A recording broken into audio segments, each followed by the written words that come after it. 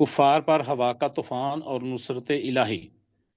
بلاخر خداوند کریم نے اس بے سر و سامان جماعت کی امداد فرمائی اور لشکر کفار پر ہوا کا ایک ایسا طوفان مسلط فرما دیا کہ خیموں کی چوبیں اکھڑ گئیں، چولہوں سے دیچکیاں الٹ گئیں، جس نے ان کی فوج کے حواس معطل کر دیے اور ان کا سامان بھی ختم ہو گیا۔ ادھر حضرت نعیم بن مسعود نے ایک ایسی تدبیر کی کہ جس سے کفار کے لشکر میں پھوٹ پڑ گئی، غرض ایسے اسباب جمع ہو گئے کہ اب کفار کے پاؤں اکھڑ گئے اور تھوڑے ہی عرصہ میں میدان صاف ہو گیا۔ واقعات متفرقہ۔ اسی سال میں حج فرض ہوا۔ اس تاریخ میں متفرقہ۔ اسی سال میں حج فرض ہوا۔ اس تاریخ میں اور بھی مختلف اقوال ہیں۔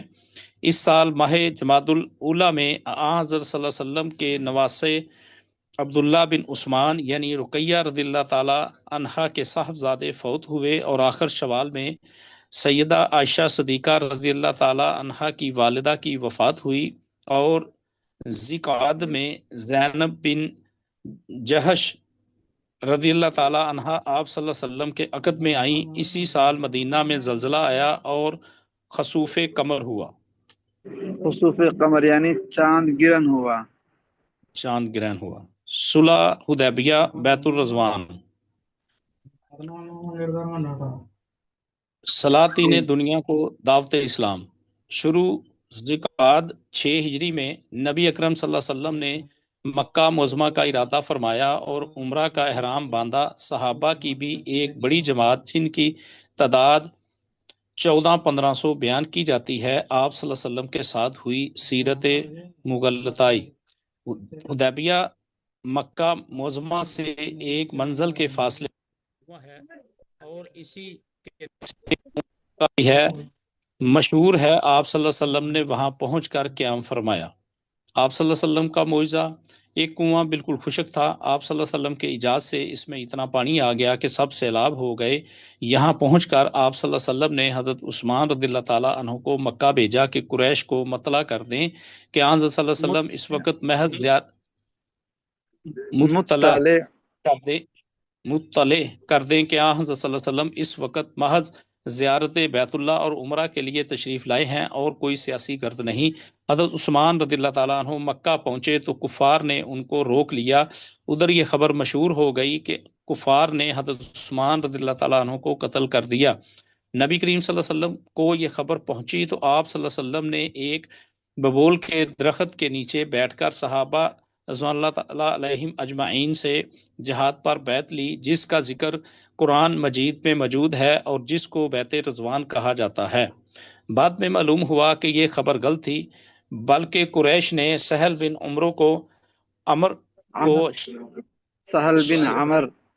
عمر کو شرائط صلح کے لیے بھیجا۔ حسب ذیل شرائط طے ہو کر عہد نامہ لکھا گیا اور 10 سال کے لیے باہمی صلح ہو گئی۔ مسلمان اس وقت واپس جائیں۔ نمبر 2، آئندہ سال صرف 3 دن قیام کر کے واپس جائیں۔ نمبر 3، ہتھیار لگا کر نہ آئیں، تلوار ساتھ میں ہو تو میان میں رکھیں۔ نمبر 4، مکہ میں کسی مسلمان کو اپنے ساتھ نہ لے جائیں۔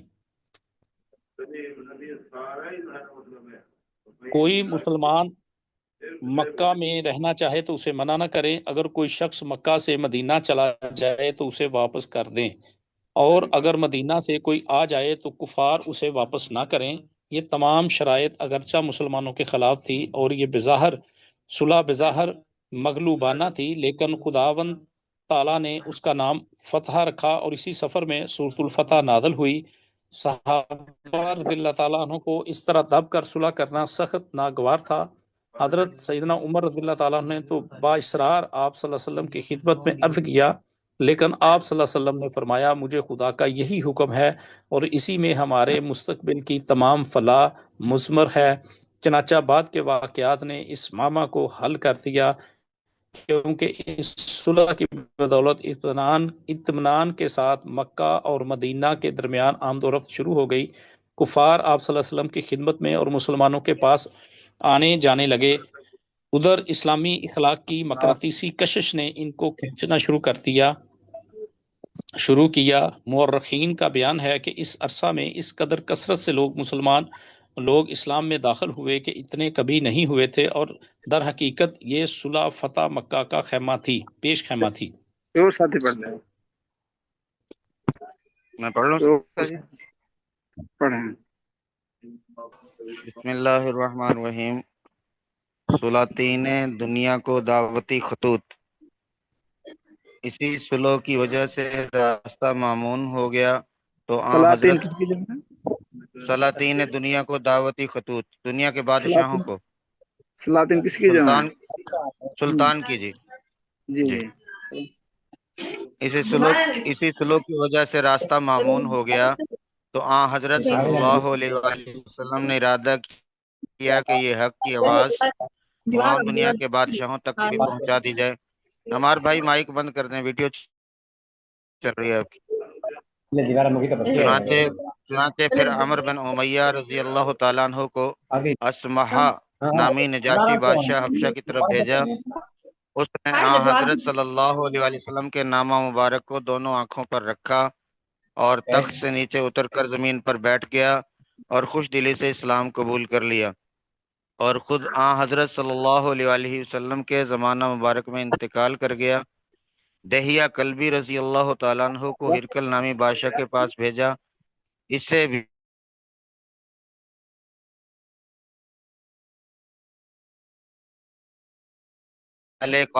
نامی بادشاہ کے پاس ہرکل دلال قاطعہ اور کتب سابقہ کی شہادتوں سے ثابت ہو گیا کہ آپ صلی اللہ علیہ وآلہ وسلم نبی برحق ہیں۔ چنانچہ اسلام لانے کا ارادہ کر لیا، مگر اس پر تمام رعیت برہم ہو گئی اور اس کو یہ رعیت برہم کیا مطلب؟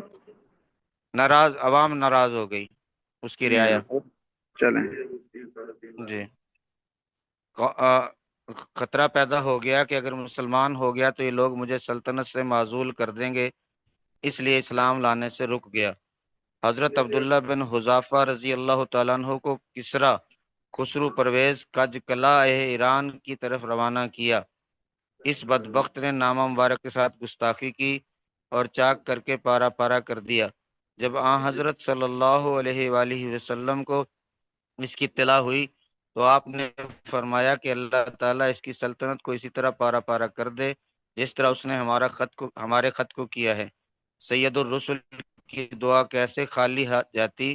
تھوڑے ہی عرصہ بعد خسرو پرویز اپنے بیٹے شیرویہ استاد جی یہ شیرویہ کے ہاتھ سے نہایت بے دردی سے مارا گیا، اور حاتب بن ابی بلطہ رضی اللہ تعالیٰ عنہ کو سلطان مصر و سکندریہ مقوقس کی طرف بھیجا۔ اس کے دل میں بھی اللہ تعالیٰ نے اسلام کی یہ حقانیت اور آپ صلی اللہ علیہ وآلہ وسلم کی صداقت ڈال دی۔ چنانچہ تحفے بھیجے، جس میں ایک کنیز ماریہ قبطیہ رضی اللہ عنہا اور ایک سفید خچر جس کا نام دلدل تھا، اور ایک روایت میں ہے کہ 1000 دینار اور 20 جوڑے بھی ہدیہ میں تھے۔ اور حضرت عمر بن عاص رضی اللہ تعالیٰ عنہ کو بادشاہان عمان یعنی جعفر اور عبداللہ کے پاس بھیجا۔ ان کو بھی ذاتی تحقیق ہے استاد جی، کتابت کی غلطی لگ رہی، تحقیق اور کتب سابقہ کے ذریعے سے آپ صلی اللہ علیہ وآلہ وسلم کی نبوت کا کما حقہ یقین ہو گیا اور دونوں مسلمان ہو گئے، اور اسی وقت سے مال زکوٰۃ کا جمع کرنا شروع کر دیا اور حضرت عمر بن عاص رضی اللہ تعالیٰ عنہ کے سپرد کر دیا۔ سیدنا حضرت خالد بن ولید رضی اللہ تعالیٰ عنہ اور عمر بن عاص رضی اللہ تعالیٰ عنہ کا اسلام۔ خالد بن ولید اس وقت تک اسلام کے ہر معرکہ میں مسلمانوں کے خلاف جنگ کرتے تھے، اکثر غزوات میں اور بالخصوص احد میں انہی کے ذریعے کفار کے اکھڑے ہوئے پاؤں جمے تھے، لیکن صلح حدیبیہ کے بعد خود مسلمان ہونے کے لیے سفر کرتے ہیں اور راستہ میں عمر بن عاص رضی اللہ عنہ سے ملاقات ہوئی تو معلوم ہوا کہ وہ بھی اسی قصد سے جا رہے ہیں۔ دونوں وہ ساتھ پہنچ کر مشرف با اسلام ہوئے۔ غزوہ خیبر، فتح فدق و عمرہ قضا۔ اور ساتھی پڑھ لیں۔ سچ میں پڑھوں؟ آپ پڑھ لیں استاد جی ایک عرض کرنی تھی، جی۔ یہ درود شریف نا جو بھی پڑھے پورا پڑھے جی، وہ صلی اللہ علیہ وسلم صلی اللہ علیہ وسلم، تو حضور کے لیے ہدیہ بھیجنا ہے ان کو، ہاں، گزارش تھی جی صلی بس۔ اللہ ہاں جی، علیہ وآلہ وسلم، ہاں ہاں جی، اتنا وقت نہیں لگتا صلی جی، پورا اللہ پڑھ لے۔ علیہ وآلہ وسلم، جی ہاں پڑھیں ساتھی، بسم کون اللہ پڑھے گا؟ الرحمن الرحیم، بسم اللہ الرحمن الرحیم۔ سن 7 ہجری، غزوہ خیبر، فتح فداق و امرا قضا، تو قضا، عمرہ قضا، خیبر، غزوہ خیبر، فتح فدق، عمرہ قضا۔ یہود مدینہ بنو نذیر جب خیبر میں جا کر آباد ہوئے تو خیبر یہودیت کا مرکز بن گیا تھا۔ یہ لوگ تمام اطراف کے عرب کو اسلام کے خلاف بھڑکاتے تھے۔ محرم یا جمادی اول سن 7 ہجری میں جمادی الاولیٰ، حضرت جی جمادی الاولیٰ، جمادی الاولیٰ سن 7 ہجری میں آن حضرت صلی اللہ علیہ وآلہ وسلم 400 پیادہ اور 200 سواروں کے ساتھ ان پر جہاد کے لیے تشریف لے گئے۔ پیادہ، قتل و قتال کے بعد پیادہ، اللہ تعالیٰ نے پیادہ مسلمانوں کسے کو کہتے ہیں؟ فتح دی۔ پیادہ، پیادہ جی کسے کہتے ہیں؟ پیادہ پیادہ، پیدل پیدل ہاں چلنے پیدل، والے، جی جی پیدل چلیں، اور 200 سواروں کے ساتھ ان پر جہاد کے لیے تشریف لے گئے۔ قتل و قتال کے بعد اللہ تعالیٰ نے مسلمانوں کو فتح دی اور یہود کے تمام قلعے مسلمانوں کے قبضے میں آ گئے۔ اس جہاد میں حضرت علی رضی اللہ تعالی عنہ نے زیادہ حصہ لیا اور باب خیبر کو تنہا ہاتھ سے اکھاڑ دیا، حالانکہ 70 آدمی اس کے ہلانے سے عاجز تھے، اور بعض روایات میں اس دروازے کو آپ نے بجائے ڈھال کے استعمال کیا۔ فتح فداق، خیبر فتح ہونے کے بعد آن حضرت صلی اللہ علیہ وآلہ وسلم نے لفظ یہود فدق، فدق جی فدق کی طرف ایک رسالہ بھیجا، انہوں نے صلح کر لی۔ استاد جی یہ کیا عمرہ قضا؟ ہاں عمرہ قضا، جی ہاں، عمرہ قضا صلح حدیبیہ میں جو عمرہ چھوڑ دیا گیا تھا اور کفار قریش سے یہ معاہدہ ہوا تھا کہ آئندہ سال عمرہ کریں گے اور 3 دن سے زیادہ قیام نہ کریں گے۔ اس سال حسب وعدہ آپ صلی اللہ علیہ وآلہ وسلم مع تمام رفقا کے پھر تشریف لے گئے اور شرائط معاہدہ کی پوری پابندی کے ساتھ عمرہ ادا فرما کر واپس تشریف لے آئے۔ سن 8 ہجری، سریہ موتا و فتح مکہ معظمہ۔ سریہ موتا ملک شام میں شہر بلقا کے مضافات میں بیت المقدس سے تقریباً 2 منزل کے فاصلے پر ایک مقام کا نام ہے۔ یہاں مسلمانوں اور رومیوں کے درمیان پہلی جنگ ہوئی، جس کا باعث یہ تھا کہ عمر بن شرحبیل نے شاہ روم کی طرف سے بصرہ کا گورنر تھا، آن حضرت صلی اللہ علیہ وآلہ وسلم کے قاصد حارث بن عمیر کو قتل کر دیا تھا۔ نبی کریم صلی اللہ علیہ وآلہ وسلم نے سن 8 ہجری کے نصف میں 3000 صحابہ کرام رضی اللہ تعالی اجمعین کا لشکر اس کی طرف روانہ کیا۔ جب لشکر موتا کے قریب پہنچا تو رومیوں کو اطلاع ہوئی، وہ 1.5 لاکھ لشکر لے کر مقابلے کے نکلے۔ چند روز جنگ ہونے کے بعد خدا تعالی نے 1.5 لاکھ کافروں پر 3000 مسلمانوں کا رعب اس طرح ڈال دیا کہ پسپا ہونے کی سوا ان کو کوئی صورت نجات نہ ملی۔ یہ جو ہے نا غزوہ موتا اردن میں ہوا تھا۔ اردن پہلے یہ سارے علاقہ نا، یہ عراق کا کچھ حصہ اور یہ شام اور فلسطین، اردن، یہ سارا کا سارا علاقہ شام کہلاتا ہے۔ جیسے ہمارا تھا نا یہ بر صغیر، ہندوستان، پاکستان، یہ بنگلہ دیش، یہ سارا بر صغیر کہلاتا تھا۔ اسی طرح یہ علاقہ شام کا، سوریا جسے کہتے ہیں، سوریا، فلسطین، اردن اور کچھ عراق کا حصہ، عراق کا کچھ حصہ، یہ سارا علاقہ شام کہلاتا تھا۔ تو یہ جو غزوہ موتا ہے اردن میں ہے، اس کی جگہ اور جو بیت المقدس سے قریب پڑتا ہے۔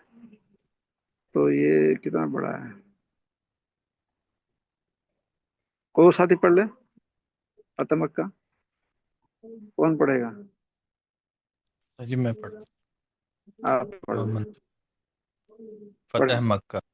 حدیبیہ میں صلح نامہ لکھا تھا، مسلمان اپنی عادت کے موافق پوری پابندی کے ساتھ اس پر عامل تھے، اور 8 ہجری میں قریش نے عہد شکنی کی۔ نبی کریم صلی اللہ علیہ وآلہ وسلم نے ایک کاسد بھیج کر قریش کے سامنے چند شرطیں تجدید عہد صلح کے لیے پیش فرمائیں، اور آخر میں تحریر فرما دیا کہ یہ شرطیں منظور نہ ہوں تو حدیبیہ کا معاہدہ ٹوٹ گیا۔ قریش نے نقص معاہدہ کو ہی پسند کیا نقص معاہدہ کو ہی پسند کیا۔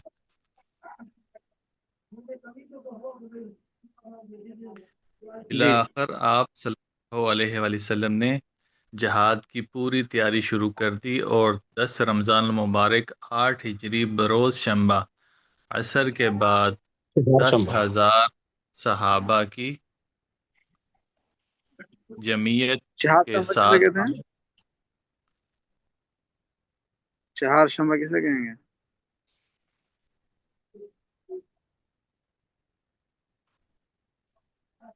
پنج شنبہ ہوتا ہے جمعرات، 4 شنبہ بدھ۔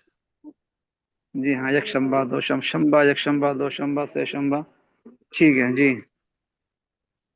بدھ کے دن، 4 جی ہاں۔ شنبہ عصر کے بعد 10,000 صحابہ کی جمعیت کے ساتھ آپ صلی اللہ علیہ وآلہ وسلم مدینہ سے نکلے، اور مقام قدیہ حدیبیہ قدیدیہ میں مغرب کے وقت ہو گیا، تو روزہ افطار فرما کر مکہ معظمہ پہنچ کر حضرت خالد بن ولید رضی اللہ عنہ کو لشکر کے ایک حصہ کے ساتھ روانہ کیا کہ اوپر کی جانب سے مکہ میں داخل ہوں، اور ان سے فرمایا کہ جو شخص تم سے مقابلہ نہ کرے تم بھی اسے قتال نہ کرنا۔ ادھر دوسری جانب سے خود نبی کریم صلی اللہ علیہ وآلہ وسلم داخل ہوئے اور اعلان فرما دیا کہ جو شخص مسجد میں داخل ہو جائے وہ مامون ہے، جو ابو سفیان کے گھر میں داخل ہو جائے وہ مامون ہے، جو اپنے گھر کا دروازہ بند کر لے وہ مامون ہے، البتہ صرف 11 مردوں اور عورتوں کا خون معاف نہ فرمایا جن کا وجود ہر قسم کے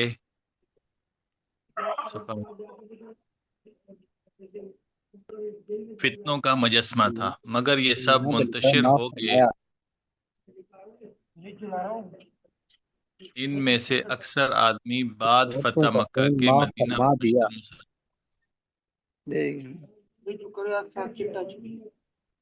20 رمضان یوم جمعہ کو نبی کریم صلی اللہ علیہ وآلہ وسلم نے طواف فرمایا، اور اس طرح کعبہ کے گرد 360 بت رکھے ہوئے تھے۔ آپ صلی اللہ علیہ وآلہ وسلم کے دستے مبارک میں ایک لکڑی تھی، جب آپ صلی اللہ علیہ وآلہ وسلم کسی بت کے پاس سے گزرتے تو اشارہ فرماتے، وہ بت منہ کے بر گر پڑتا تھا، اور یہ آیت کریمہ زبان مبارک پر تھی، جاء الحق وزهق الباطل ان الباطل کان زہوقا۔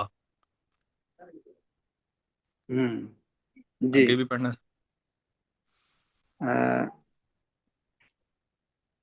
ابھی لنک آنے والا ہے، چلو پڑھ لیں جب تک لنک آتا ہے، پڑھ فتح لیں۔ مکہ کے بعد قریش کے ساتھ مسلمانوں کا سلوک۔